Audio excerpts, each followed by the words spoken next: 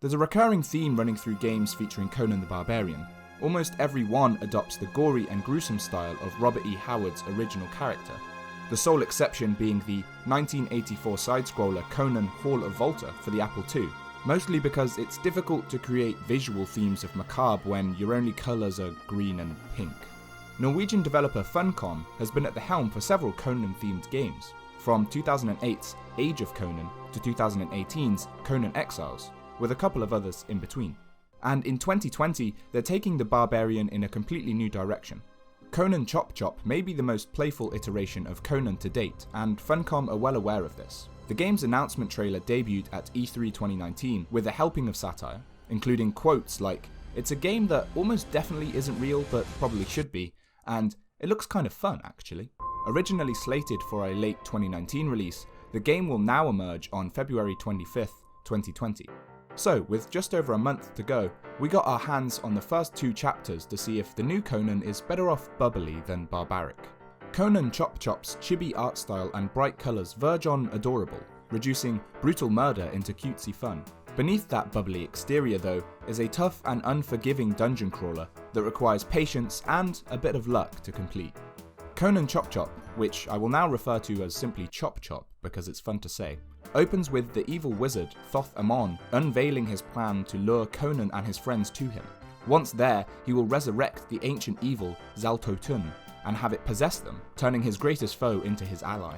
That's as much backstory as we got to sample, and it's clear that Chop Chop prioritizes gameplay over plot. No, I can't, that's too far. You're dropped straight into the game's town hub, where you can spend your starting coins on something small, a better weapon or shield, some useful items or stat boosts. From there, you can set off in any direction into Chop Chop's world. Whichever way you go, the aim is simple. Kill enemies, collect gold, upgrade your character, find dungeons and defeat the boss. There are 4 dungeons spread across Chop Chop's 4 realms, each with a different environment and enemies. Chop Chop's premise may be plain, but progression is a real challenge. The game is a self-proclaimed roguelite, complete with a procedurally generated map and permadeath. Whether you last 5 minutes on your first run, which is mostly spent figuring out how to time your attacks, blocks and dodges, or 75 minutes fighting your way to the final boss, dying sends you back to the start, like all the way back. No money, no upgrades, no dungeons completed. It might sound harsh, but once you get into the groove of Chop Chop, you'll notice that things can make your quest easier and quicker. Whenever you die, you get a chance to use a high-level item in your next attempt. If that happens to be a weapon, it can drastically alter how quickly you dispatch enemies. This comes down to luck, as do a lot of your upgrades. New weapons, shields, armor and items seem to be randomly generated, and the only way to unlock something new is to buy something on offer. So, if your only options are 3 expensive swords, you're going to be stuck with your base level feather duster of a weapon until you get enough cash. You'll want to save up too, as the difference between high level and low level weapons is night and day. The biggest time saver in Chop Chop isn't in the game, but out in the real world. Up to 3 other players can join in on the action for maximum mayhem. Now for me, finding 3 friends to play with is harder than fighting Thothamon with a soggy slice of bread. But 4-player co-op sets the pace at which Chop Chop feels like it's meant to be played.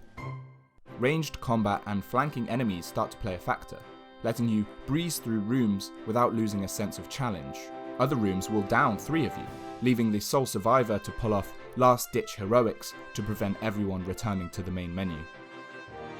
Or, not. It seems abundantly clear that Conan Chop Chop is meant to be played with friends. However, some of the problems from single player are still present, and some even worse with more players. The number of enemies doesn't change whether playing solo or with friends, so the more of you there are, the thinner the money is spread, making those high tier weapons even harder to unlock. There are possible workarounds, agreeing to let one player take all the cash, or even dying to let them pickpocket your change. And there's always the option to grind through lower level enemies. However, these feel like choresome tasks that interrupt the otherwise fun and frantic flow of Chop Chop, which is at its best with 4 players on one screen. With a month to go before release, there are still some question marks. Locations like dungeons, heart containers and shops have icons that pop up on the map when you discover them, or you can buy a map to instantly reveal them, which can save you time during later run-throughs. The town icon doesn't show up, however, which caused me to get lost on my early runs until I remembered that this particular green square is your base and not any of the other 35 green squares. Sometimes enemies manage to hit you immediately upon entering an area, leaving you no time to block or dodge.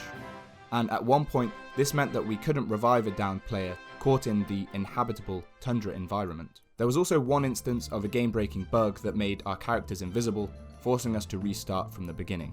Ultimately though, these are small problems in an early version of the game, and hopefully they're simple fixes that can be rectified before launch if they haven't already. When we'd gotten into a rhythm, clearing 2 dungeons took us just over an hour, so a complete run-through is sure to build up the tension and get the blood flowing. The randomness of weapons and items could be tweaked, but there is an argument to be made that chance improves replayability, creating even harder runs for experienced players. Regardless, Conan Chop Chop is Conan the Barbarian as you've never seen him before, replacing ferocious bloodshed with cute and light-hearted fun. Don't let its appearance fool you though. Chop Chop is a bloody tough outing.